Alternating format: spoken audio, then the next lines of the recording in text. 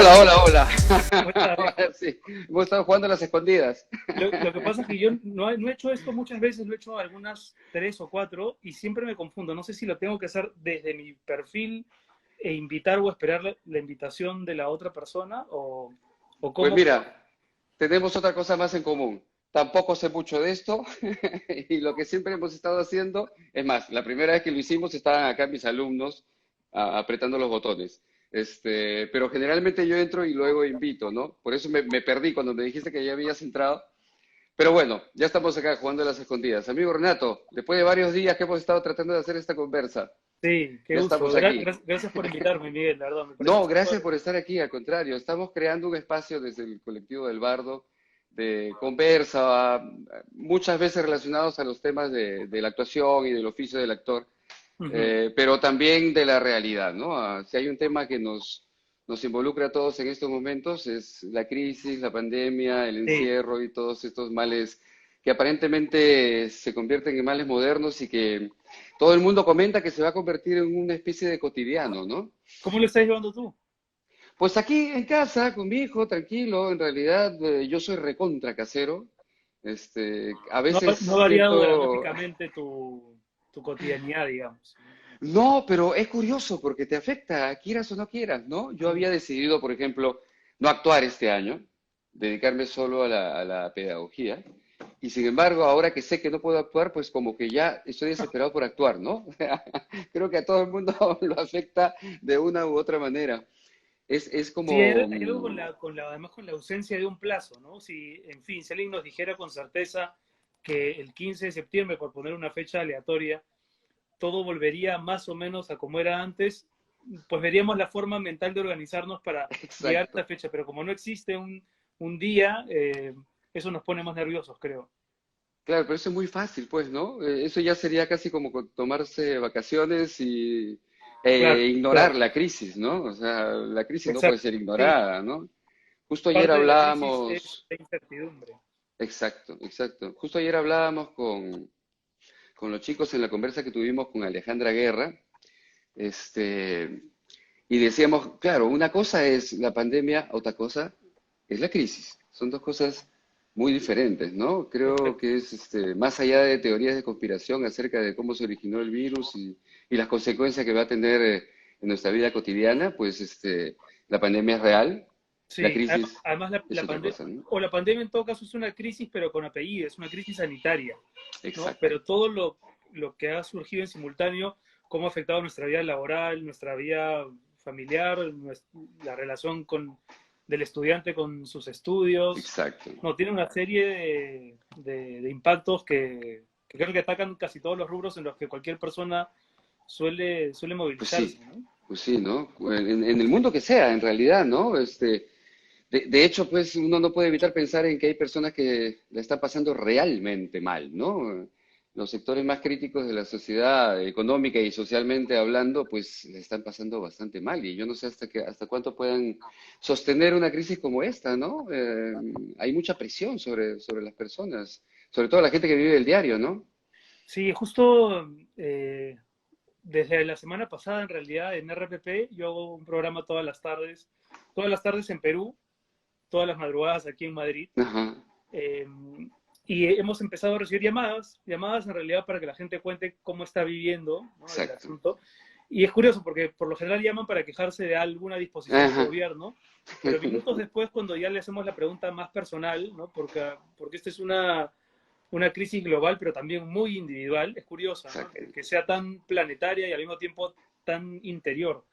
La gente inmediatamente saca al fresco, bueno, las muchas cosas que los tienen hartos, cansados, o sus propias precariedades, ¿no? Y ayer me llamó mucho la atención, me conmovió en realidad el testimonio de un señor de 68 años, desde Bagua, Ajá. que a pesar de no tener luz, no tener agua, no poder salir, porque no tiene vecinos, vive en un lugar muy alejado, los ronderos campesinos no lo dejan tampoco desplazarse hacia los lugares, hacia los puntos comerciales, entonces vive con sus hijos, con un arradito, y Mm. la llamó así, ¿no? Un arradito que a veces se le malogra, que es el punto por el cual sus hijos pueden educarse.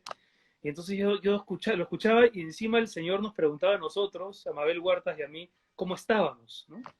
mm, O sea, tenía incluso la capacidad para preocuparse por otra persona. Y dice, esto es increíble. O sea, si en algún momento me he quejado de cómo me viene afectando la exacto. cuarentena, que lo he hecho, por lo menos en el primer tramo de toda esta historia, la verdad es que ahora siento que todo es un privilegio. Todo. Sí, sí, es cierto, es cierto. No hay, pues, es que la verdad, no hay día que no me levante pensando en qué hago, qué hago, qué hago, ¿no? Uno pues siempre tiende a proteger a su gueto, ¿no? A su gremio. Sí, Y ayer, el programa de ayer, el programa, digo, ya me siento en la televisión. La conversa de ayer giró en torno a eso, ¿no? ¿Qué vamos a hacer después de la crisis? Y claro, no podemos esperar a que pase la crisis como para comenzar a tener iniciativas, ¿no?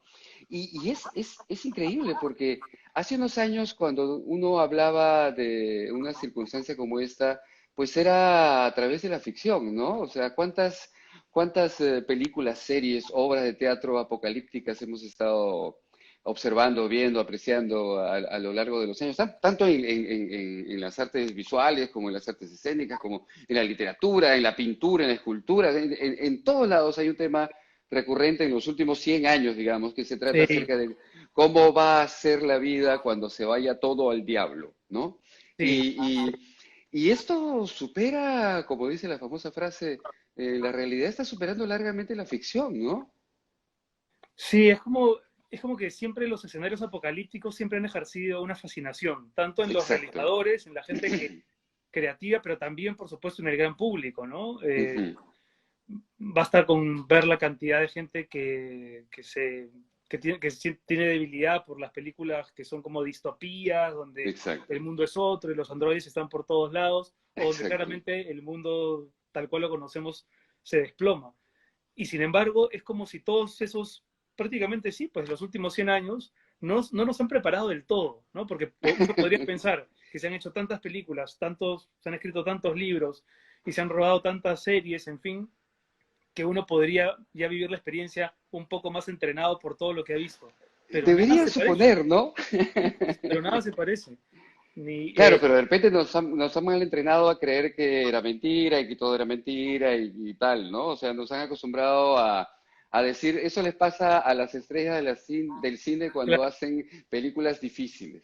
o tal vez a pensar que el fin del mundo necesariamente es catastrófico, ¿no? Cuando en realidad Exacto. yo creo que el fin del mundo, que lo estamos viviendo, no estoy siendo dramático, pero es el fin de un mundo, es el fin del mundo tal cual lo conocíamos, porque quiero creer, y esta es más una expectativa esperanzadora antes que una certeza, quiero creer que lo que va a venir necesariamente va a ser mejor, ¿no? Porque en términos de educación, de atención a la salud, de nuestras propias motivaciones personales, la relación con los demás, algo tiene que cambiar. Y probablemente el fin del mundo sea eso, ¿no? Y no lo que todos hemos estado secretamente entre esperando y temiendo, ¿no? Claro. Quizás no sea tan apocalíptico como Sí, lo imaginamos o lo imaginaron otros por nosotros, que ese es además es un tema que a mí todos los días me viene a la cabeza, ¿no? ¿Quiénes están imaginando el mundo? ¿Quiénes han imaginado el mundo durante los últimos años? O sea, vivimos una realidad producto de una ficción de alguien que se lo imaginó en su cabeza y que ha comenzado a hacerlo realidad. Ese alguien, que es un ser supremo, porque no puede ser un igual a nosotros, ha comenzado a manejar los hilos, una vez más la teoría conspiratoria y todo lo demás. Pero lo que sí es cierto es que muchas veces nos dejamos llevar por la imaginación de otros, y en todo sentido, ¿no? A nivel literario, a nivel mm, ficción, pero también a nivel social, a nivel político. Llevamos como mucho tiempo dejándonos llevar por lo que dicen los otros, ¿no? sí. Lo que generan los medios, lo que generan los poderes políticos, que generalmente son lo mismo, según las circunstancias y según los tiempos. Pero hay poco ejercicio de elaboración para decidir. Entonces, hay dos cosas, ¿no? Una, los malos ya ganaron. Entonces, ¿qué tanto podemos hacer nosotros? Dos, ¿por qué tengo que someterme si yo soy capaz de elaborar? Entonces, ¿en qué lugar nos tenemos que colocar?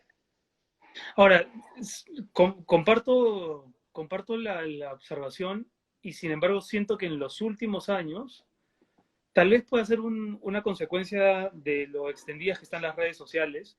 Ujú. Es como, como que se ha balanceado un poco más esa relación que antes era sumamente jerárquica y donde efectivamente el discurso único prácticamente caía monolíticamente sobre la gente y no había más que creer en el discurso oficial, ¿no? Exacto. Pero, pero yo siento que por la propia decadencia de los políticos y de los propios medios y por un aire de libertad que también ha llegado a la gente de sentir que puede fiscalizar desde lo social y señalar y denunciar sobre todo, que creo que es el gran verbo de este tiempo, ¿no? Cómo ha crecido y se ha instalado nuestra capacidad de denunciar. Eh, Ujú. Creo que ya hay muchas más herramientas, o algunas más por lo menos, para cuestionar con más efectividad lo que se nos dice que está pasando. Pero es verdad, o sea, sigue ocurriendo. Desde el poder yo creo que la tentación es siempre a sesgar Exacto. la mirada de los demás. Lo vemos ahora mismo, ¿eh? Con todo lo bien que yo creo que ha reaccionado el gobierno de Vizcarra. Ujú. Igual hay una impresión de que las cifras que están compartiendo no necesariamente corresponden a la realidad, ¿no?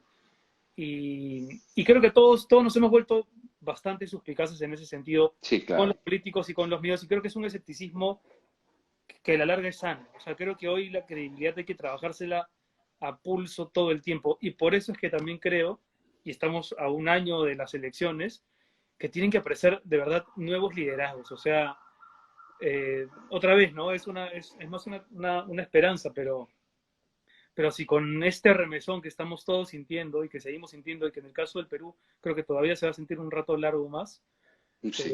si no aparecen nuevos liderazgos políticos, pero realmente donde uno sienta que es genuina la preocupación por revolucionar el tema de la salud, de la educación, si eso no aparece después de esto, sería de verdad muy trágico, muy triste, ¿no? Sería una oportunidad perdida, como tanto repite mi hijo Franco, en momentos de crisis aparecen las oportunidades, ¿no? Sí, Y esta sería la gran oportunidad perdida.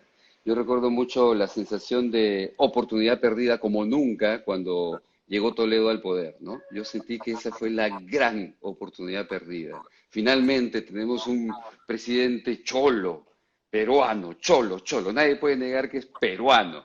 Y mira lo que hace pues nuestro amigo Toledo, ¿no? Yo fui a la marcha de los Cuatro Suyos con la claro, yo también. esperanza, qué bestia, con el corazón así henchido. Fuimos con Marisol Palacios, que estábamos haciendo una película en ese momento. Qué buena, es verdad, eran días en los que uno sentía de verdad que la Pues sí, democracia estaba, pero metía recorría tus venas, ¿no? exacto. Había una Dijimos, ya, suerte a reventó. placer, y la gran tradición creo que ha sido que Toledo y todos los demás también, no solo él, Sí, hace pero él una principalmente consecución. por lo que encarnó en su momento, Exacto. sofisticaron los métodos que ya a finales de los 90 eran lo suficientemente eh, burdos y absolutamente delictivos, y se fueron sofisticando, nada más. O sea, en el fondo era recuperar la Sí, democracia, entre comillas, para volver a prostituirla, ¿no? exacto. Sí, Y como si reescribieran una y otra vez el mismo guión refrito y maniqueo de la misma película gringa de siempre, ¿no? O sí, sea, había sí. un guión otra vez y cada vez más malo, que era lo peor, ¿no? Cada vez más malo. Ahora, Ahora, yo no sé si tú tienes la misma impresión, Miguel, pero yo siento que todo lo que ocurre siempre en una sociedad a nivel nacional, digamos, en términos de cómo se establece un determinado poder, termina impactando tarde o temprano, quiera lo uno o no, por muy apolítico que pueda juzgarse uno, eh, termina impactando en la forma en la que establecemos nuestros vínculos. O sea, si hemos vivido, claro, ¿cuánto? 20, 30 años bajo sistemas corruptos, es muy probable también que esos mismos métodos se hayan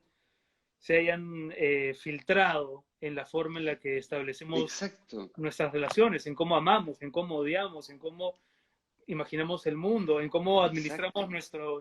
nuestro barrio, nuestro edificio, nuestra casa. O sea, somos un poco, no digo remedio ni un eco necesariamente, pero hay a nivel de la sociedad resonancias de eso que también de alguna manera hemos permitido, ¿no? Pues Lamentablemente. sí, bueno, o sea, tiene que pasar, ¿no? No olvidemos esto, es un sistema integral, no es solamente una parte Sí. de nuestra sociedad la que funciona así, el sistema educativo funciona igual, el sistema laboral funciona igual, el sistema de justicia funciona igual, entonces tus referentes son cotidianos, o sea, Mm. no hay forma de que te escapes a esa información que te meten en la cabeza, que tiene que ver un poco con ser mediocre, ¿no? Ser mediocre como filosofía de vida. Conténtate con lo poquito que tienes, porque si no vas a perder lo poquito que tienes.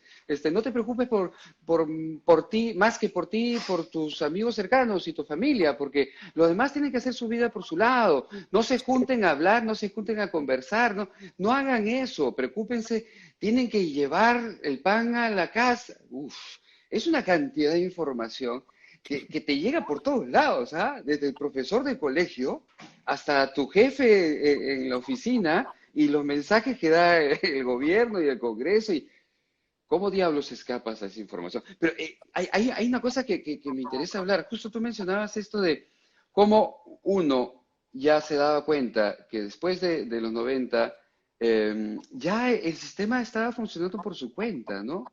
Mm. Y yo siempre me pregunto estas cosas. Muy pocos son los que se dan cuenta de verdad. Muy pocos son los que analizan críticamente la situación. Muy pocos son los que viven en un ambiente de información que les permite ser crítico, que les permite ser observador y les permite elaborar. La mayoría de gente está tan ocupada que no tiene tiempo. Exacto, Y esto exacto. me pasa, y esto me pasa muy seguido en el ambiente artístico, por ejemplo, ¿no? Que somos como un guetito, ¿no? Ujú. Un grupito de gente que trabajamos juntos todo el tiempo, todos nos conocemos, ta, ta, ta, ta, ta, ta. Y por ejemplo, somos los primeros que salimos a combatir contra la homofobia, contra el acoso y ese tipo de cosas, ¿no? Y de repente un día pasamos por la calle y vemos a alguien que le está gritando a otro maricón, ¿no? Y nosotros decimos, ¿qué? ¿Todavía hay gente que hace eso? ¿Cómo que todavía hay gente que hace eso? Eso está en el 99% de la población. Nosotros Sí. pensamos que estamos en una burbuja. Esta sensación de, ¿cuándo vamos a poder romper este sistema? Porque claro, nosotros buscamos ante la imposibilidad de hacerlo masivamente, buscamos el uno a uno, ¿no? Si Mm. yo puedo cambiar la cabeza de una persona, pucha, hoy día triunfé, ¿no? Es difícil, hay demasiados obstáculos, ¿no? Sí, a ver, bueno, hay que pensar que el nuestro es un país que es un país pobre, ¿no? Donde la mayoría vive un poco para sobrevivir, ¿Es ¿no? un país pobre, crees? Yo creo que somos un país pobre que nos han contado el cuento de que somos más ricos de lo que en realidad somos. Como dice Alberto Vergara, ¿no? Somos un país pobre con plata, ¿no? Me encanta esa definición. Es una Sí, excelente sí, sí. definición, porque es verdad, o sea, en los últimos 30 años hemos vivido una primavera económica, Pues modelos sí. en la región. Hoy mismo la ministra de Economía, con datos ciertamente verificables y reales, lo dice, ¿no? Los inversionistas creen en el Perú, pero yo creo que al mismo tiempo que hemos vivido esa prosperidad económica, hemos permitido que también el individualismo, el consumismo, a rabiar, formen parte de nuestra normalidad del Claro, día a día. Y es verdad lo que exacto. tú dices, creo que sigue siendo una minoría la que discute y trata de colocar temas que tengan que ver con el civismo, con el respeto de las minorías, etcétera. Eh, pero yo creo que cada vez esa minoría es más voluminosa. No sé si me dejo entender. O Ujú, sea, creo ujú. que cuando nosotros éramos niños, ¿no? Era muy difícil hablar de derechos humanos. No, no, no, era imposible, digamos, en ese Claro, yo régimen. vivía una dictadura, ni siquiera Exactamente. conocía el concepto, ¿no? Tuve que esperar a O sea, llegar a los 15 años para entender lo que era el concepto de derechos humanos. pero hemos vivido por generación la transición entre ese momento en el que no se podía decir nada, no se podía hablar, a este otro en el que claramente sí hay cosas que se están discutiendo mucho más que Ujú, antes, ¿no? Tanto en cuestiones de género, en cuestiones raciales, el tema del racismo. Seguramente no vamos a llegar a atestiguar el momento en que uno ya sienta que la balanza pasó de un lado al otro, ¿no? Pero, y seguirá siendo una minoría durante muchos años más, pero algún día será una mayoría, ¿no? Y ojalá que ese sea el país que tu hijo y mi hija puedan disfrutar un poco más. pues sí, Eh, sí, sí. Bueno, mi hijo pero ya sí, está o en sea, edad yo creo que este es de construir el país. a pesar de que a veces me viene, digamos, esta mala costumbre de romantizar el pasado, creo que hoy, a pesar de todo, el Perú es un mejor país que el país en el que crecemos tú y yo, ¿no? Yo creo que por lo menos ya podemos llamarlo país, ¿no? Sí, sí, o O sea, sea, yo creo que... el tema de la identidad, por lo digo, que es una Exacto, cosa que por fin exacto. se ha discutido, ¿no? Sí. Que es un tema nuevo en nuestra agenda. Hace igual, Sí. hace 20 años la identidad no le importaba a nadie, ¿no? Exacto. Somos un país todavía anémico, rascuacha, muchas veces artrítico porque ni siquiera puede estirar la mano bien, eh, pero la gente comienza a identificarse con un Sí, concepto sí. país, ¿no? Eh, Algunos dicen que bastante tarde, ya en plena globalización, como que va a convertirse en un valor caduco. Yo la verdad que no creo en eso. O sea, tenemos que tener un referente y una raíz de todas maneras para poder, ya sea como formato o como concepto, claro, quizás las fronteras sean caducas en unos 50 años y desaparezcan y ya no tengan ningún sentido, ¿no? Porque Sí, entre sí, otras cosas porque el sistema de dominación será más perfecto y entonces ya no habrá que poner fronteras, ¿no? Pero, pero es verdad, la gente habla más del país, muchos de ellos por la comida y todo lo que sabemos en la marca Perú, ¿no? Pero muchos otros porque se comienza a elaborar. Hay una, hay una nueva generación, inclusive tú formas parte de esta generación de nuevos literatos, pero una nueva camada que está apareciendo en dramaturgia también, por ejemplo, y artistas plásticos que están comenzando a proponer cosas nuevas mm, desde ir a mis raíces, ¿no? De esta sí, búsqueda sí, de ir a mis raíces y tienen ya un discurso, ¿no? Que ya se hace sentir, ya se escucha varias veces, por lo tanto ya lo comienzas a entender y a deglutir, pero seguimos siendo pocos. Yo siento que este momento de nuestras vidas es el momento que tenemos que comenzar a encontrar estrategias para que se multipliquen más rápidamente. Quizás podamos aprender del coronavirus en ese sentido, ¿no? Y convertirnos en una pandemia. ojalá, ojalá y borrar las fronteras, ¿no? Porque eso es, entre otras cosas, lo que ha logrado ese virus, ¿no? Que se vuelvan ridículas las medidas de los gobiernos de cerrar fronteras porque igual el virus las traspasa. Me quedé pensando en esto que decías de la nueva generación. Yo siento que es una cosa que no es privativa del Perú, que está ocurriendo en muchas partes del Sí, mundo, claro. probablemente en todo el mundo, ¿no? Que hay como una suerte de, eh, como de permanente búsqueda a partir de la intimidad, ¿no? Ajá. Que era una cosa que quizás hace 20 años de la intimidad y de lo testimonial, ¿no? 2 décadas atrás quizá todavía había un imperio de la ficción en el sentido más clásico, estoy Ujú, pensando ujú. sobre todo en literatura ahora, eh, pero ya desde hace ya un buen rato tú encuentras libros, obras de teatro, películas, donde los autores se expían a sí mismos, ¿no? O rastrean su biografía o intentan saber de dónde vienen y establecer nexos entre ese pasado y el Ujú. presente y un eventual futuro.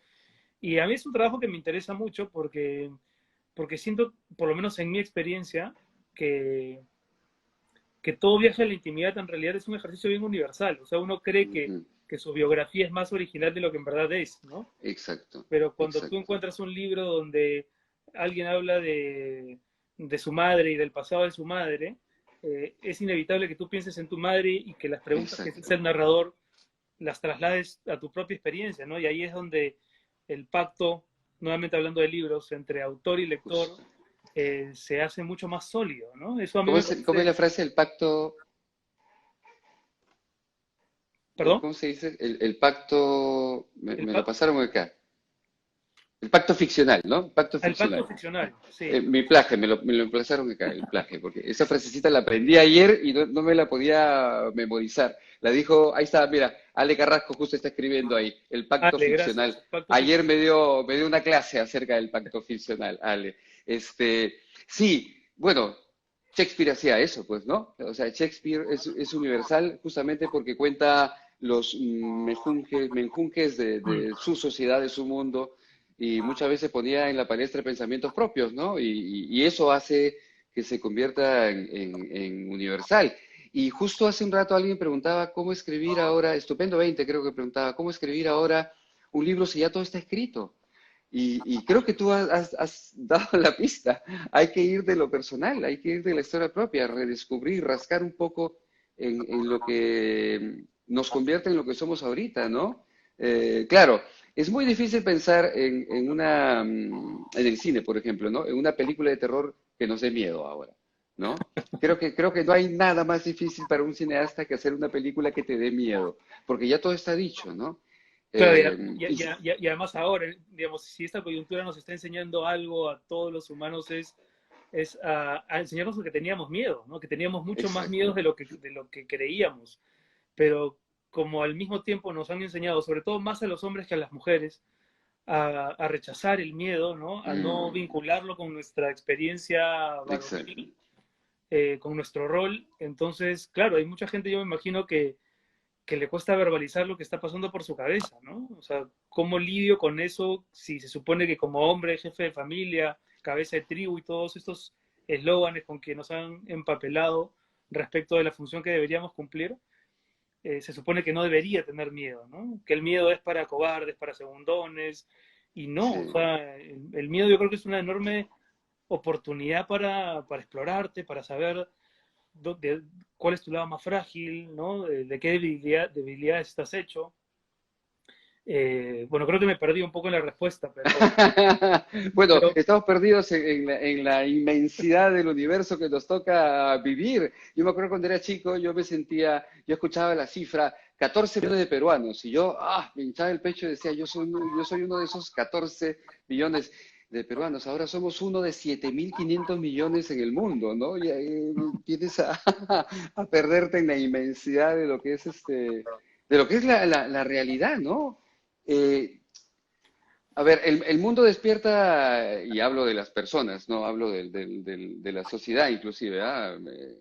El mundo, que es cada persona, despierta cada cierto tiempo diciendo, ¿dónde estoy? Y tiene que volver a aprender a conocer su realidad.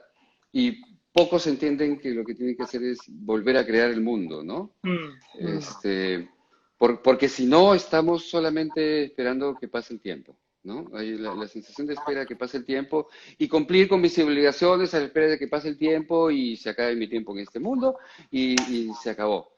Pero hay otros que sienten la necesidad urgente de volver a crear el mundo sí, cada día, ¿no? Y creo que los que más son los que están ligados al proceso de elaboración, como los artistas en general, ¿no?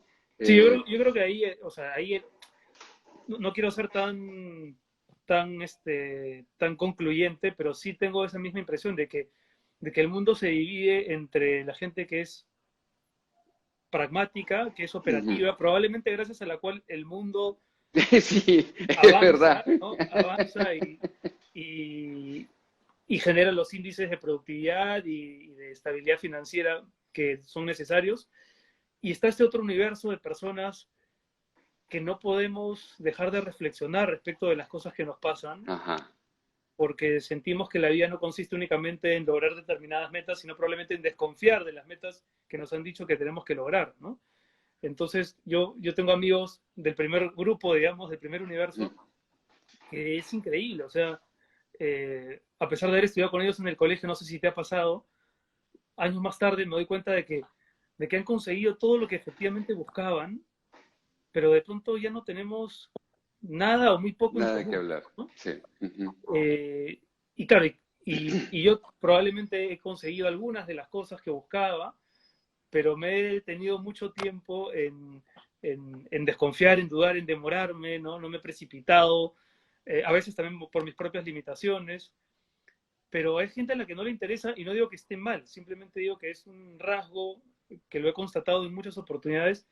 Hay gente a la que no le sí, interesa, por ejemplo, hablar del pasado, ¿no? claro, exacto, rebuscar en la memoria, ¿para qué? ¿No? O sea, exacto. hay que tirar para adelante, este discurso bien de Los derecha, detractores del psicoanálisis y la psicoterapia, ¿no? claro, ¿Para qué buscas en tu exacto, pasado? La exacto. vida está adelante. Y exacto, que creen que es un ejercicio inútil, ocioso y Exacto. altamente improductivo, exacto. invertir tiempo, que para ellos es oro, en labores que probablemente, o en actividades que probablemente no te van a generar un peso, ¿no? O ninguna oportunidad de algo. Bueno, yo claramente pertenezco a ese otro grupo, ¿no? Y me parece que el mundo funciona, bueno, no funciona, pero intenta arreglárselas con esos dos grupos conviviendo. A mí no me interesa, o sea, yo probablemente como tú, ¿no? Te educan para ser más parecido a eso, ¿no? Para lograr Sí, determinadas cosas. sí, Digo, sí, sí, probablemente no la familia, que quizá hay alguien ahí que te salvó la vida, claro. pero en general el sistema te educa un poco para ser así, más funcional. Y felizmente siempre hay algo que te rescata y te permite, no sé, o meterte en el mundo de las películas, de los libros, del teatro, y darte cuenta de que el mundo tiene que ver con mucho más cosas de las 7 u 8 metas que en teoría nos tocaba alcanzar para lograr cierto bienestar, ¿no? Eh, Sí, pues las tareas que nos dejaron en muchos casos han sido demasiado anodinas para personas como nosotros, o en muchos casos demasiado obligatorias, lo que generaba por, por, ahí, que por, ahí salga alguien, el, ¿no? por ahí alguien ha comentado diciendo los que procrastinamos. A ver, tampoco estoy validando la ociosidad profesional. Se acomodó rapidísimo. ¿Quién O es? sea, ¿Quién sí, es? sí, sí. O sea, Fanny Pao 27, te acomodaste la, rapidísimo. la rascada de huevos tampoco digo que sea el modelo. El otro día me llama mi hermano y me dice, ¿cómo estás? Y le digo, bueno, con heridas en los huevos. Le digo, ¿qué te ha pasado? No, digo, de tanto rascarme. Ah, Porque, no creo que vaya por ahí el asunto. La no, procrastinación no es yo no la consideraría nunca una virtud. porque incluso creo que en nuestras chambas, en nuestros oficios, se trabaja un huevo, o sea, y de verdad se trabaja un montón. Lo que pasa es que se trabaja de otra manera, ¿no? Tú para Sí. construir un personaje, no sé cuánto te pueda tomar. Yo para escribir una novela a veces investigo varios años, entonces son procedimientos incomparables con lo otro, ¿no? Pero Ujú. no valido la procrastinación, aunque a veces la ejerzo y lo digo sin orgullo. Sí, obvio, pero mal que nos sentimos. Bueno, aunque a veces hay un poquito de placer cuando procrastinas algo que sabes que no quieres hacer, ¿no? Pero que tienes que hacer, ¿no? Hay un cierto placer. Hace 200 años casi que somos una república independiente, ¿no? El próximo año vamos a ser una república independiente. Me viene a la memoria historias tan shakespearianas y tan de Calderón de la Barca a propósito de nuestra vida como nación, como país, como proyecto por lo menos de país, ¿no? Y la mayoría de ellos tienen que ver con desencantos, ¿no? Mm, Uno de los más emblemáticos quizás sea el de la guerra con Chile, ¿no? Creo que como nación ha sido el desencanto más emblemático, después del gobierno de Alan García, ¿no?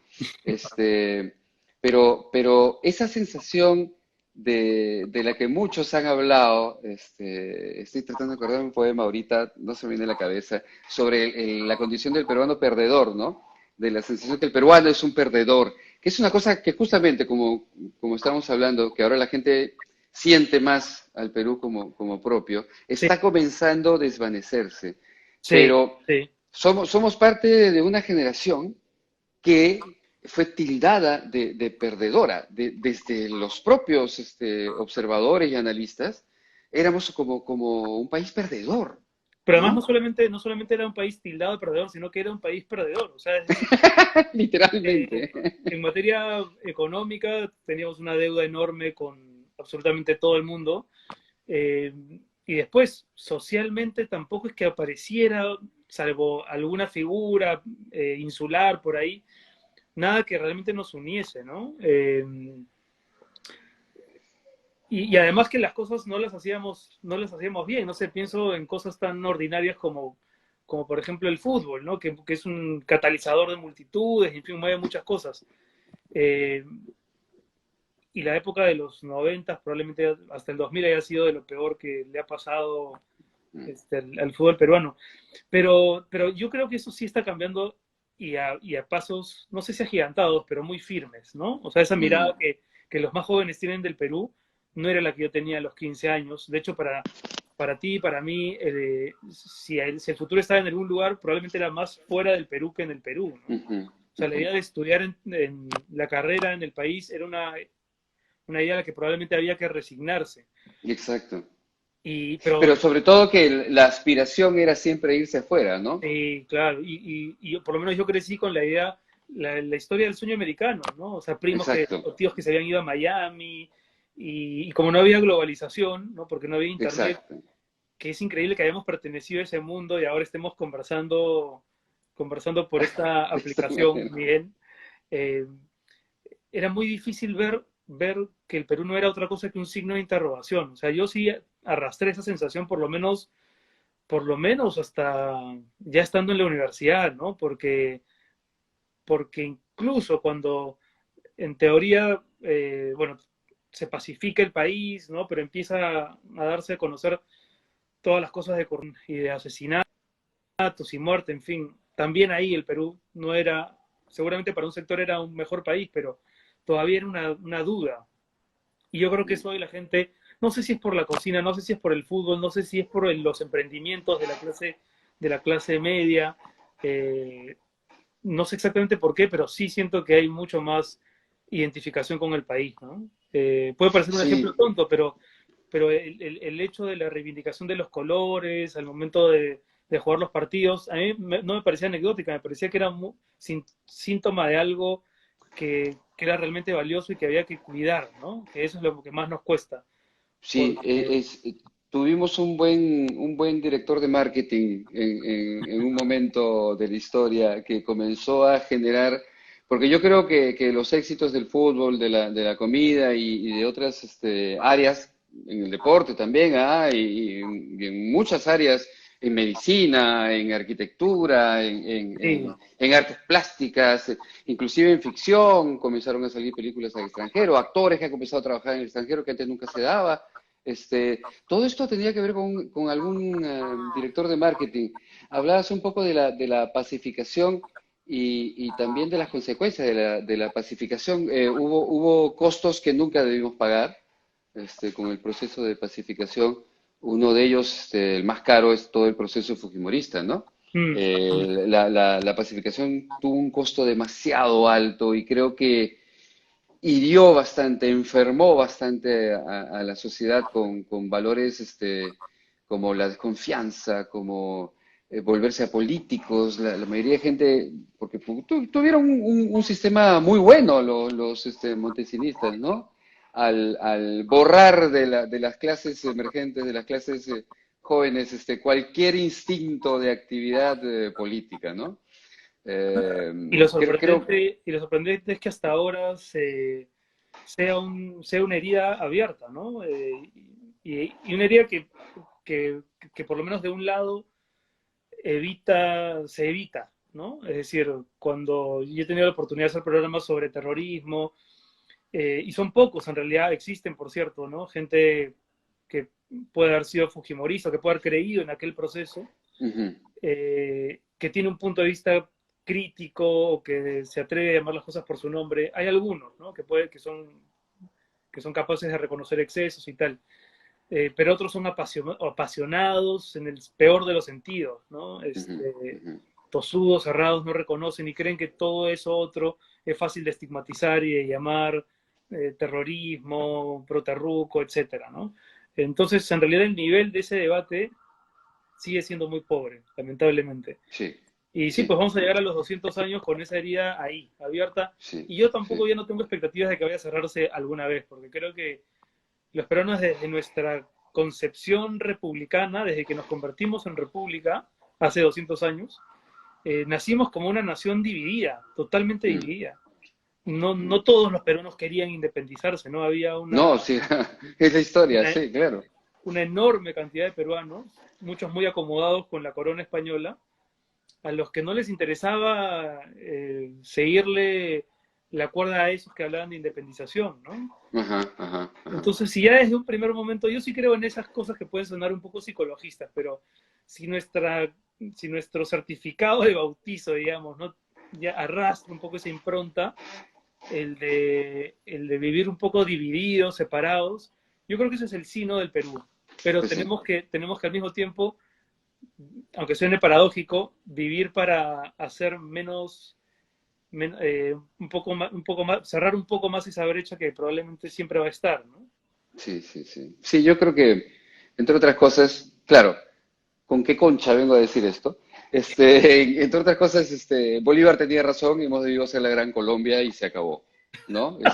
El reino del Río de la Plata abajo y la Gran Colombia arriba y se acabó. ¿Para qué hacer 9 países cuando solamente hemos debido ser dos? A toda la gente que está escuchándonos y está escribiéndonos, estoy Ah, tratando de incluir sus preguntas en la en conversación porque no tenemos mucho tiempo para conversar con Renato y podríamos hablar 26 horas seguidas, estoy seguro. Me interesa mucho este comentario de Luis Alejandro Martel. Dice, eso no fue pacificación, fue terrorismo de Estado, todo enmarcado en una guerra clandestina, que va un poco de la mano con lo que tienes que decir, ¿no? Seguirán pasando los años y seguiremos tratando de elaborar lo que pasó y, pucha, nosotros hemos sido extras en esta película, no hemos tenido ni voz ni voto. Pero es cierto que, por ejemplo, hechos aislados como la captura de Ismael fue un seguimiento de inteligencia, mientras sí, que la aniquilación de cuadros senderistas fue efectivamente terrorismo de Estado, ¿no? Además, sí, no, sin duda, sin crímenes de duda. lesa Ahora, humanidad comprobados y todo, yo lo ¿no? llamo pacificación por buscar, digamos, un término, Sí, claro, claro. porque también ahí hay una división, ¿no? Hay una discusión terminológica Sí, sí, sí. que hace más difícil todavía la conversación, ¿no? Sí, Pero no, exacto. totalmente de acuerdo Sí, sí, tienes toda la razón. Y a veces repetimos lo que nos pasa, porque nuestro sistema educativo es así, nos meten cosas en la cabeza y tendemos a repetirlo muchas veces sin filtro, ¿no? Pero es verdad, no es justo hablar de pacificación. Aquí hubo una guerra y, bueno, un sí, conflicto interno, como le llaman ahora. Y gracias por tu comentario, Luis Alejandro. sí, Y gracias. y Estupendo 20 nos dicen, nos enseñaron y nos hicieron creer que pensar es malo. Eso también es verdad. No sé quién Eso es también es verdad. quien pregunta. Estupendo 20 es uno de nuestros seguidores y que nos hace comentarios todo el tiempo, que nos tiene ahí No, a es que hay raya alguien nos que tiene. preguntó quién es Farfán y quién es Paolo. Está bien, está bien. Yo me agarro a Farfán, que es el más vulgar. Ya, entonces tengo que preguntarte, bueno, ya te lo pregunté, ¿no? ¿Con quién estás pasando la convivencia? Acá con mi hijo, estoy acá en mi casa con mi hijo, Es que estamos esa fue la pregunta que le acá. hizo Paolo a Farfán. Bueno, ya en fin, ya no. Ah, Ya. no lo he visto, no tengo Yo tiempo. lo he visto por puchitos, por saber de qué fue, pero Claro, tú tienes que estar enterado de todas esas cosas de todas maneras, pues. Como tenemos poco tiempo, quiero entrar al tema, eh, a tema pucha, original. ay, 10 minutos. No, el tema, lo hemos estado hablando todo el rato, ¿ah? Sí, Todo sí, sí. esto, de hecho sí, pero la primera vez que yo te vi fue en el programa de Yacosa. Tú eres un bebé en ese momento, Yo tendría que 19, 20 años. Yo ¿ves? empecé, Claro, saliendo de la universidad, Guillermo fue mi profesor. Yo lo había visto pues de chibolo en Informalísimo, en Canal 7, y me parecía claro. paja el formato, la Sí, onda, sí, ¿no? sí. Eh, y después en la universidad él dictó un ciclo, justamente, uno o dos, Ajá. de periodismo radial. Y bueno, yo he crecido con un montón de referentes argentinos porque mi papá había nacido en Buenos Aires y mis tíos también. Entonces, no sé, parte de la cultura de mi educación sentimental estaba vinculada a los tangos, los referentes populares argentinos. Y fue muy fácil entrar en sintonía con Guillermo. Nos hicimos muy amigos desde esa vez. Y yo le dije que me pasara la voz si algún día hacía un nuevo programa de radio. No estaba haciendo radio en ese momento. Y me pasó la voz y fue muy generoso. Yo todo lo que he aprendido de la radio lo he aprendido gracias a Guillermo. Y en un momento él volvió a Canal 7 y me dijo para que yo vaya ahí a conversar los últimos minutos. Qué paja, ¿no? Iba, Me encantaba hablaba, porque no sé ni qué cosas decía, ya me da un poco, menos mal que no hay archivos. no, era paja porque siendo ya cosa mayor y teniendo a dos chicos de interlocutores, era muy divertido escuchar las diferentes formas de ver el mismo problema. Y Claro, la cara de Yacosa cuando los escuchaba a ustedes era fantástica. Decía, casi era como decía, saben hablar bien. Era muy simpático Yacosa. Este, Tú entraste en el mundo del periodismo muy jovencito, o sea, comenzando tus estudios y tu carrera. La radio creo que se acomoda mejor a tu ánimo, ¿no? A tu humor. sí. Eh, O sea, ¿no? el periodismo escrito siempre me gustó, lo ejercí durante muchos años en el comercio, pero, pero prefiero que la escritura esté mucho más orientada a la literatura. O sea, de hecho, casi aunque parecen saber convivir la literatura y el periodismo, yo siento que son modos y tienen detrás miradas bien antagónicas, ¿no? Pues Eh, sí, supuestamente el periodismo se basa en la realidad y la literatura en la ficción. Los tiempos han cambiado bastante, parece que fuera totalmente al revés, ¿no? Ahora parece que el periodismo se basara más en la necesidad de crear historias que en la necesidad de transmitir o comunicar criticar las historias, ¿no? Se están tengo trastocando una con mucha respuesta como facilidad. periodista y tengo una respuesta como escritor. Por Vamos. ejemplo, mi comentario periodístico sería que en verdad la objetividad no existe, que la verdad es un ideal, una pretensión, pero que es muy difícil de conseguir, ¿no? Y que las informaciones son en el fondo una suma de, en el mejor de los casos, de buenas intenciones.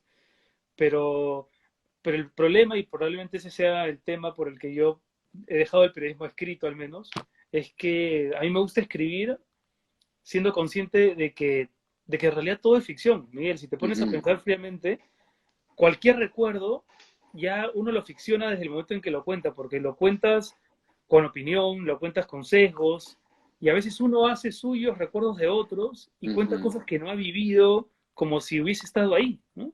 El Sí, mejor ejemplo de eso es cuando a alguien le preguntan cómo se conocieron tus padres, ¿no? Y uno lo cuenta pues con una exacto. solvencia, como si hubiese estado acompañándolos a ellos mientras se conocían, ¿no?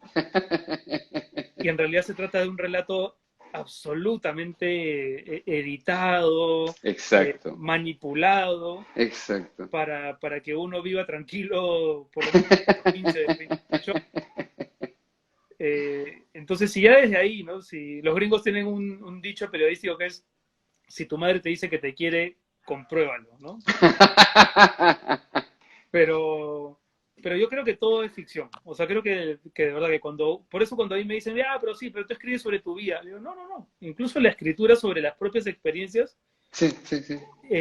ya son ficcionadas. O sea, la realidad Sí, ocurre una sí, sola vez y todo lo que se claro. intente decir de ella es un simulacro, es ficción. Sí. Yo muchas veces pongo ideas mías en bocas de otras personas solo para que suenen más creíbles, ¿no? Yo digo, mi tío Juan decía tal cosa y mi tío Claro, Juan claro. nunca dijo eso. Es una idea que yo tengo y se Pero la la pongo gente en boca reacciona de... de otra manera si lo dijo él, ¿no es cierto? Pues, Exacto, claro. exacto, ¿no? Mi mamá era la reina de las frases, mi mamá murió hace 3 años y medio, 4 años casi, y era la reina de las frases, pero yo le atribuyo muchas más frases de las que realmente han salido de su boca, ¿no? Pero sin embargo, ella tenía una frase que a mí me parece genial, que es debería, se murió. Debería, Debería, claro, se murió, ¿no? Entonces cada vez que, ¿no? Hubiera, se murió. claro. ¿No? Yo quería, se murió. No, esas cosas no existen. Eso es un tiempo literario, me decía mi mamá. Ese tiempo solo se usa en literatura. No, no hay forma de que tú puedas decir debería o hubiera. No existe esa posibilidad. Asume tus errores, ¿no? Me Me encantaba. has hecho recordar una cosa que me decía mi psicoanalista hace ya mucho tiempo. Eh, yo estaba con una duda sobre si debería ser si podría ser escritor o me tenía que dedicar al periodismo, que de pronto era una tontería escribir una novela sobre mi padre y tal. Hace 2 semanas ha sido esta sesión, ¿no? Eso sí, parece que fuera hace 2 semanas, pero eso fue hace como 10 años probablemente, no sé. Y él me dijo, siempre que hables de lo que estás haciendo, dilo en gerundio. O sea, no tengas la necesidad de decir yo soy esto y eso es Ajá, lo que voy a hacer todo el tiempo. O sea, ahora mismo, en este momento de tu vida, te estás dedicando a esto. O sea, no tienes pues por sí. qué ir por la vida con un cartel, ¿no? Que te defina para el futuro y para el pasado. Y es verdad, ¿no? A veces uno necesita de esas etiquetas para significar para otra Pues persona, sí, sí, sí. cuando en realidad, y eso me ayudó mucho a solucionar parte del problema, ¿no? Me Eh, pasas por inbox, me pasas el número de tu ya sé. psicoanalista para ver si puedo solucionar algunos de los remanentes que tengo por ahí. Este, eh, escúchame, ¿tú pensabas ser escritor? ¿Tenías ya una tendencia a la escritura, a la ficción? A ver, desde chico escribía, ¿no? Escribía al principio poesía, ¿no? Mm. Bueno, un principio que duró bastante, porque incluso publiqué 3 libros de poemas, los presentaba en Barranco. Me sentía, en todo caso, mucho más poeta hasta Ah, los ajá, 22, 23 años. Y además que mucha gente de mi familia había tenido que ver con las letras.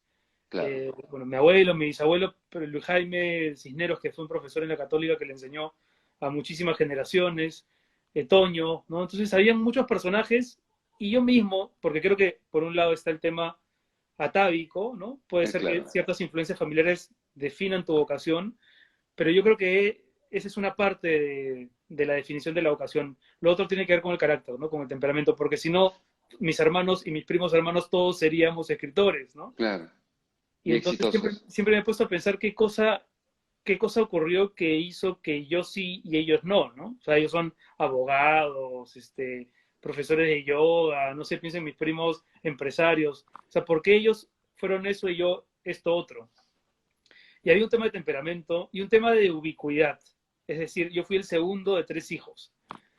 Y yo creo que el hijo del medio siempre viene con Yaya. Con Yaya para... En serio, tú eres del medio. Mira. Yo soy el tercero de 5. Ya, claro, pues ahí está.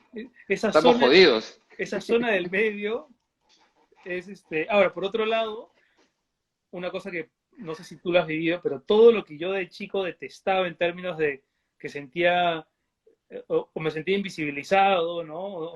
O de pronto o sentía injusticias. Incluso hay teorías sobre el hijo del medio que es el que fantasea con la adopción. Exacto, claro, claro que sí. Yo Es también, el que ha toda tenido mi los temas vida. de que de un día le dicen que es adoptado. Exacto. Eh, Bueno, en mi caso, en mi familia, los 5 hermanos soñábamos con lo mismo. Pero bueno, esa es otra historia. pero tú no serías el actor que eres, probablemente, si Es no muy, muy probable. si no te hubieses construido desde ahí. Porque yo Claro, creo que después de todo, yo me es una sabía la historia carrera. esta de que el del medio, no era que el del medio era fallado, sino que era artista, pero es más o menos lo mismo, ¿no? Sí, sí. Eh, o sea, yo a la larga, cuando ya ha pasado el tiempo, me he dado cuenta de que esa posición que es más como pendular, ¿no? Porque estás entre los dos extremos, además entre los extremos y entre los afectos, ¿no? Mi padre claramente tenía una debilidad por mi hermana y mi madre por mi hermano, pero eso que de chico me Y parecía el como jardinero por incómodo, ti, ¿no? Ese, claro. eh, esa incomodidad yo creo que es buena parte del suministro para después Sí, echarse a escribir, ¿no? sí, sí, sí. Es cierto. Yo conozco un montón de compañeros artistas, que son los del medio, ¿no? Hay como una tendencia, por algo debe ser, pues, ¿no? Los referentes cambian, ¿no? De uno a otro, ¿no? Los Sí, más pequeños, digamos que agarran a los padres más maduros. Los primeros, más inexpertos, ¿no? Y los que están en el medio, un poco que están en la nebulosa del cambio, de la transformación de los padres buenos a los padres malos. En general, hay unos que empeoran con los años, ¿no? Yo siempre digo que la principal función de los padres es cagarle la vida a los hijos, ¿no? Y yo estoy sí, absolutamente convencido de eso, ¿no? Porque sí, siempre intentan hacer algo y la terminan cagando, ¿no? totalmente. Y para mí también, bueno, mi hija recién tiene 2 años. ¿Tu hijo tiene cuántos? ¿15? No, poquito más grande, acaba de cumplir 30. Ah, bueno, ya, 30. Ya, la mía tiene 2. Entonces, para mí, claro, recién estoy en el aprendizaje de eso que tú acabas de decir con la convicción de quien lo ha venido Exacto. confirmando en las últimas 3 décadas. Claro, yo tengo un máster en eso. Claro. Para mí todavía está la posibilidad de que sean dudas, ¿no? De que quizás no. Pero la falla yo creo que es clave, ¿ah? La falla es Es importante. importante, porque claro, el padre que intenta formar a su hijo en función a lo que cree, pues la va a cagar. Pero está haciendo lo que cree. El padre que intenta educar a su hijo en función a lo que los demás le dicen, pues la va a cagar. Sí, de acuerdo. El padre que no intenta influenciar en su hijo sabiendo que la puede cagar, la va a cagar. Entonces, Hay un escritor chileno que dice, todos los padres quieren que sus hijos sean perros, pero los hijos siempre son gatos. Y es verdad, es como que hay cosas que uno le quisiera transferir a los hijos, ¿no? Que sean parte de su herencia consciente, que a los hijos no les interesa, ¿no? Y no, por pues claro. oposición van a heredar cosas que quizás tú no quisieras que hereden, ¿no? Exacto, Miedos, exacto. obsesiones, fobias, qué sé yo, ¿no? Y ahí Angustias. está pues el famoso, la famosa excusa dramática del segundo hijo, ¿no?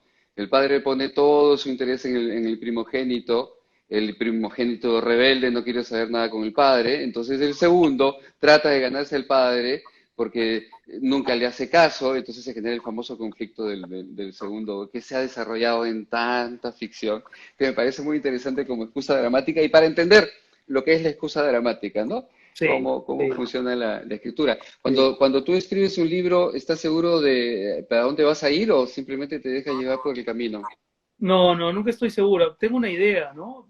Por ejemplo, cuando empecé a escribir una novela sobre la relación con mi padre, terminó siendo una novela sobre 4 momentos de la historia del Perú, donde habían relaciones eh, que eran relaciones de mi familia, pero cada uno correspondía con una época, relaciones llenas de secretos, de infidelidades, de bigamia, de vínculos clandestinos. Entonces el proyecto empezó siendo uno y terminó siendo otra cosa.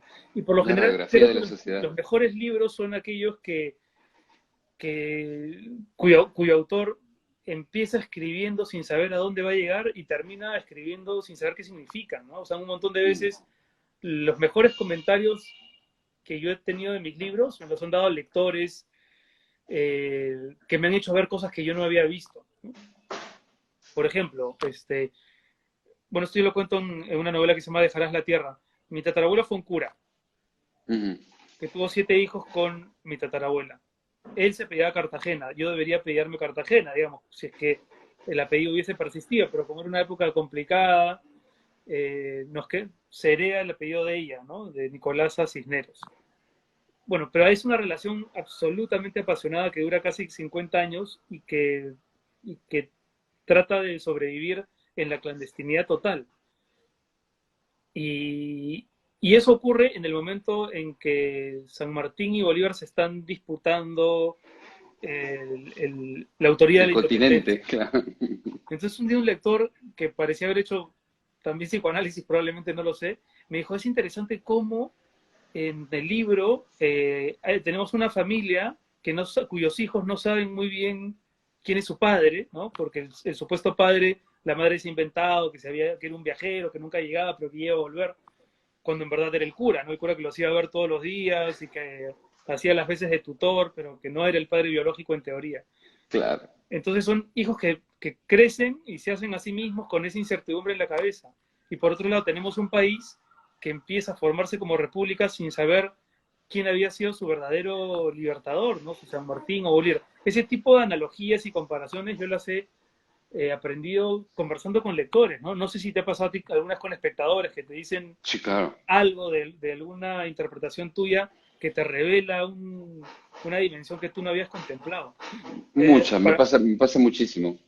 por eso, aun cuando la literatura parece ser un ejercicio solitario, porque una parte efectivamente se hace a solas, yo siempre digo que es sobre todo un ejercicio coral, porque la contraparte ocurre cuando el lector te dice qué significó ese libro para él, ¿no? Pues sí, sí, O qué sí, parte del sí. libro encontró cierto sentido. ¿Te acuerdas que yo te entrevisté en RBP? Exacto, exacto. Había pasado poco tiempo de lo de tu madre, me parece. Ah, claro, eso ha sido hace 2 años más o menos, Sí, ¿no? sí, más o Sí, menos hace claro. 2 años. Sí. Sí, claro, mi mamá va a cumplir, sí, 4 años. Sí, sí, sí, en Y, lo- agosto cumple 4 años. Sí. y pasó, no sé si te acuerdas que estábamos hablando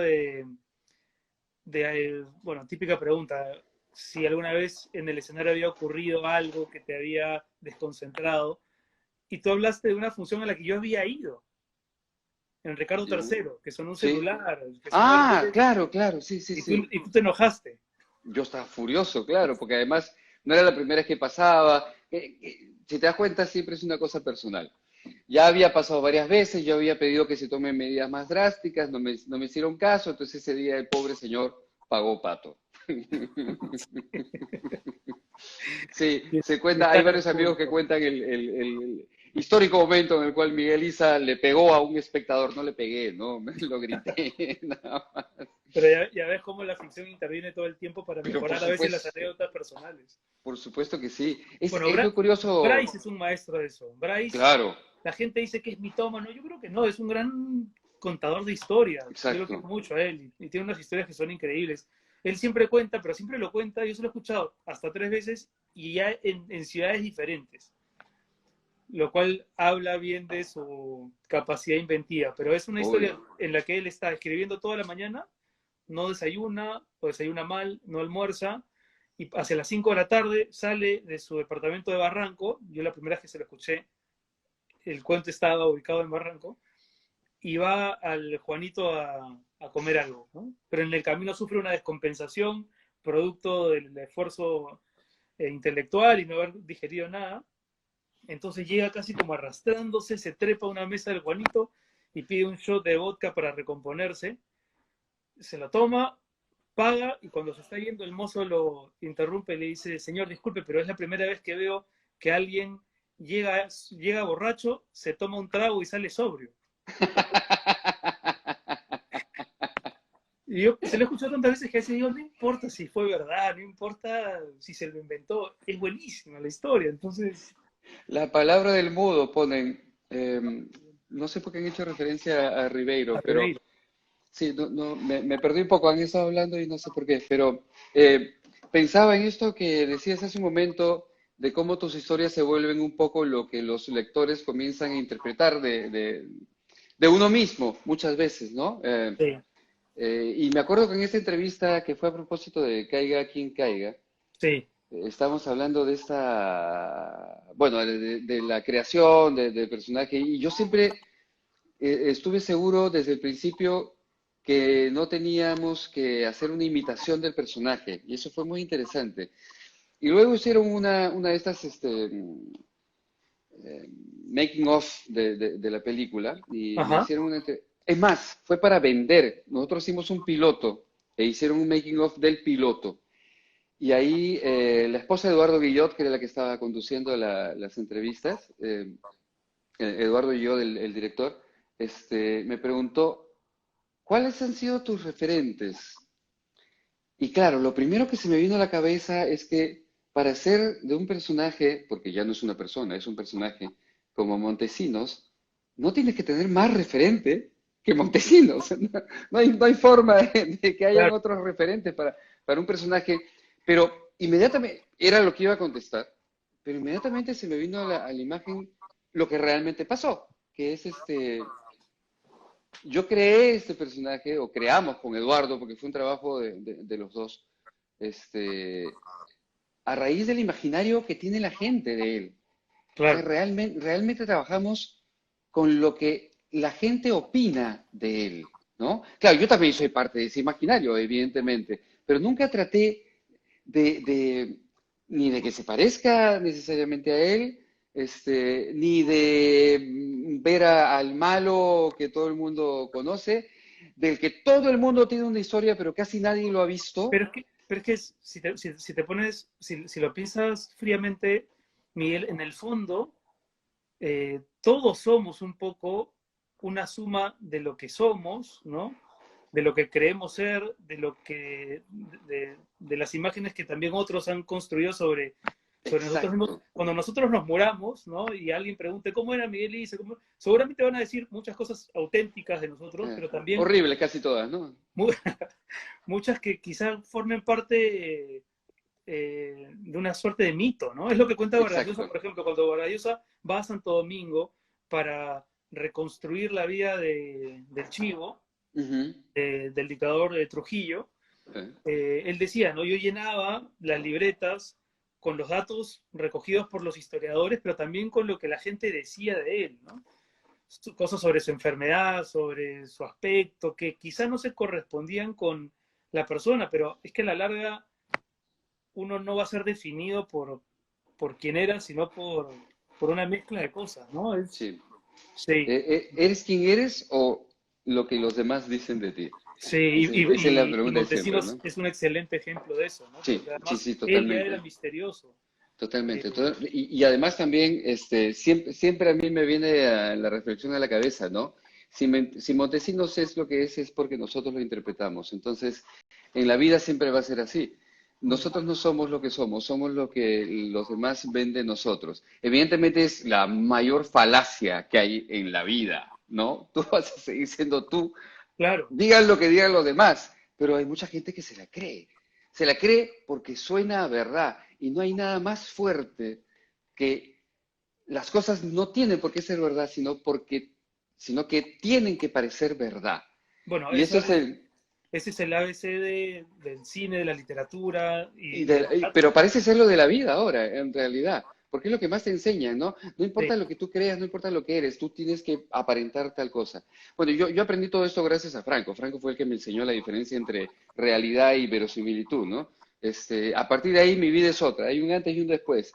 Eh, mira, incluso en determinados libros, la pregunta más ociosa de todas, para mí, digamos, la que me da más flojera contestar cuando alguna vez me la han planteado, es, ¿no?, qué parte de lo que escribes es verdad y qué parte es mentira.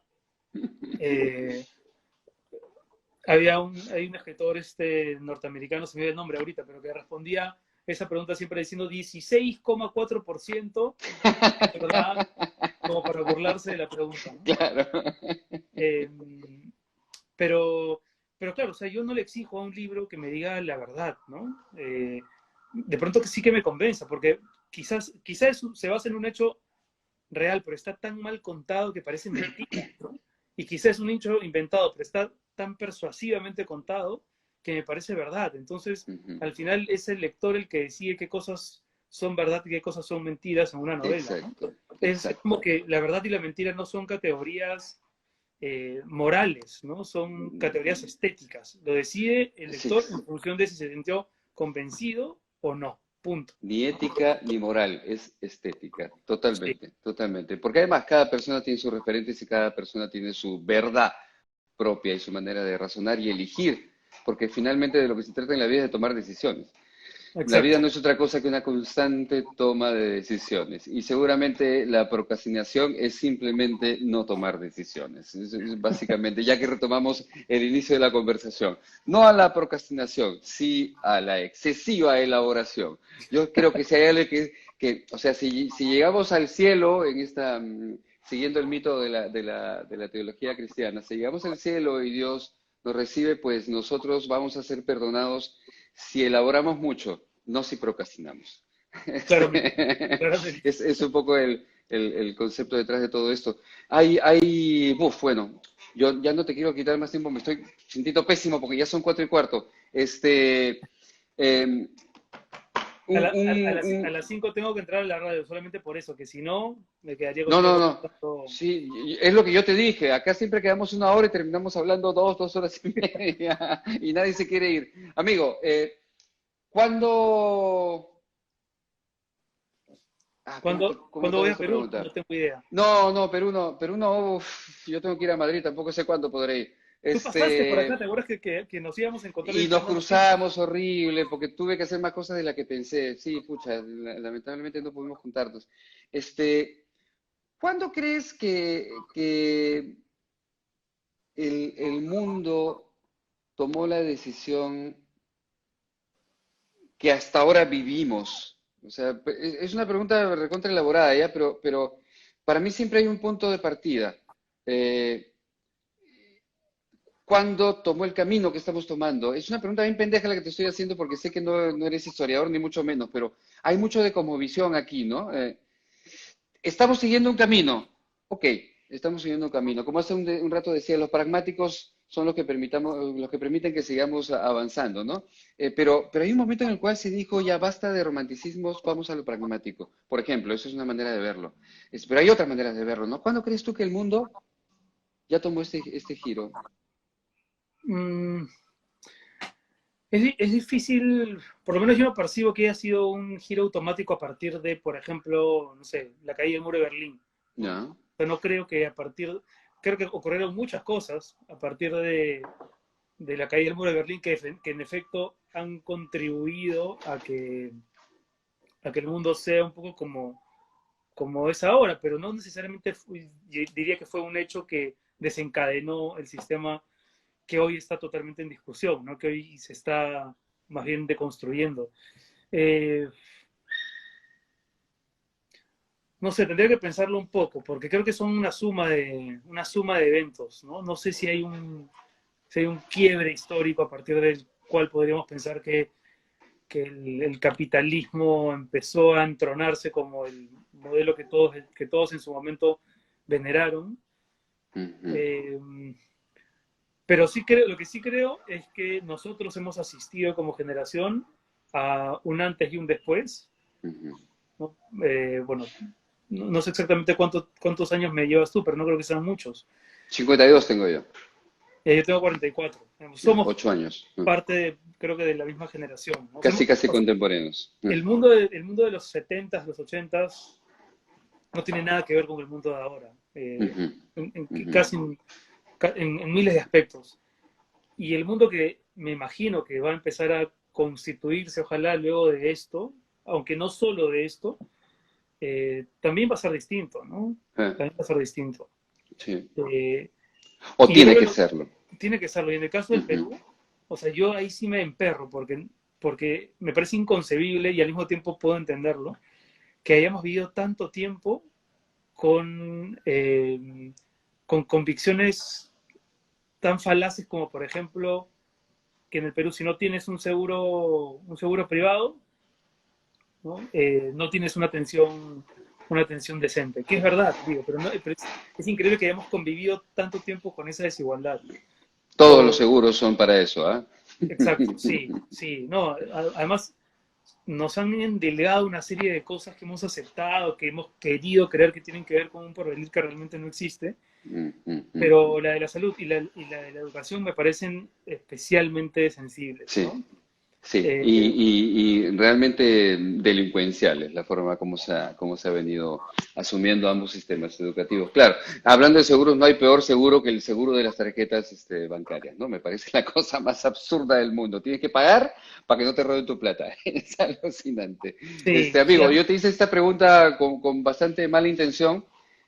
Porque claro, abusé de tu generosidad y sobre todo de tu inteligencia, porque en realidad creo que hay un punto de la historia al que hay que regresar para evaluar y darnos cuenta de qué está pasando, ¿no?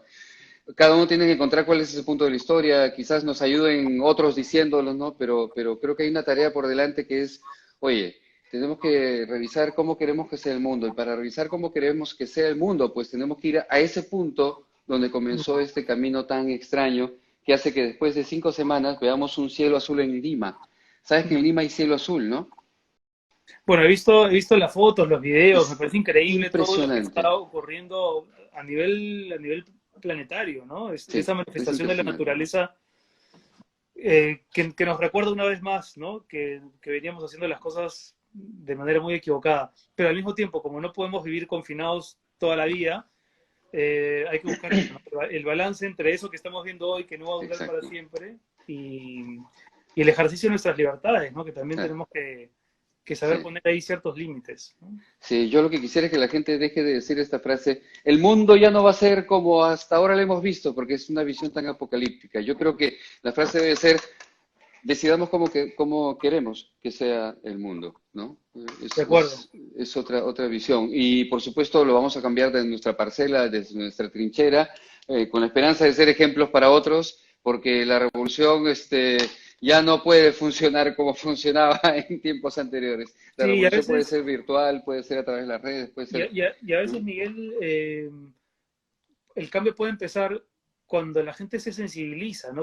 Ah, Yo de verdad estoy bien tocado últimamente por estas llamadas de gente que cuenta cómo está viviendo este drama y que me recuerda la enorme cantidad de privilegios que tengo pues y que sí. no es justo que esto siga ocurriendo hacia el futuro, ¿no? O sea, no sé ahora mismo cuál es la mejor manera de encararlo, pero sí sé qué cosas hay que dejar de hacer, ¿no? Por lo menos, Sí. ¿no?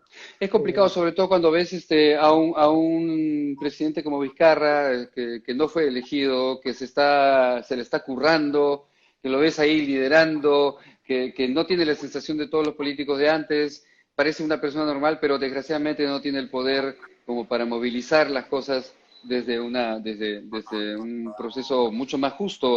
O sea, la diferencia entre la cantidad de plata que se está dando a las empresas grandes y la cantidad de plata que se está dando a la gente en extrema Sí, pobreza sí. es tan ridículamente abismal que daña, a mí me daña el corazón, me daña la cabeza, me daña todo. O sea, no puedo creer. Por eso te decía hace un rato que tienen que aparecer en el transcurso de estos meses, Mm, pensando en las elecciones del próximo año, nuevos liderazgos, ¿no? De gente que por supuesto ya venga sensibilizada desde tiempo atrás con los temas sociales, sin dejar de tener una mirada, por supuesto, realista respecto a la economía, pero empática en el sentido de tratar de cambiar las cosas que en nuestro país, o sea, si un país no te puede garantizar seguridad, mm, educación y salud de una manera más o menos equitativa, es un país que te falla, ¿no? exacto. No es un Eh, país. Mira, España tiene un millón de problemas y tampoco quiero romantizar la experiencia de vivir aquí porque soy un extranjero más y tal, pero el día que vuelva a vivir al Perú, si es que regreso a vivir al Perú, sé que le voy a demandar a mi país por lo menos algo parecido en el sentido de que el colegio del barrio es el que le toca ir a mi hija, ¿no? Y eso no se discute, ¿no? O Ujú, alguno muy cercano que tenga la misma currícula que eventualmente y que es público. La sanidad funciona, ahora está colapsada, ¿no? O ha estado colapsada, pero en ujú. general funciona bien. El transporte público, hay una red que funciona, o sea, las cosas mínimamente exigibles funcionan. Y yo quiero que el Perú en el que pueda crecer mi hija también sea así, ¿no? Pues sí, sí, un país donde, primero que realmente exista un Estado, porque en realidad no hay un Estado, pues, ¿no? No hay un Estado. Cuando aparece una crisis como esta y devela, Sí, ponen en evidencia la absoluta incompetencia del sistema de salud, a pesar de que ya todos lo sabemos, mi madre murió en hospital justamente y en gran medida es por la incompetencia del sistema que vio. sí, el Este, coronavirus ha desnudado la pobreza del Perú en muchos sentidos. Pues sí, sí, sí, sí. Amigo, estoy sufriendo más que tú. Te voy a Me hacer una voy, última pregunta, pero para que no la contestes. entonces Porque sí que además, hago. pues no, pon la mejor cara que tengas. Todo el mundo está jodiendo con eso desde hace rato. ¿Qué opina de Salvador del Solar como próximo presidente del Perú? No la contestes. No la contestes, no la contestes. Amigo, por acá mucha gente está pidiendo, yo me sumo a ese pedido, a ver si nos volvemos a juntar, porque estas conversas pueden ir para cualquier tema.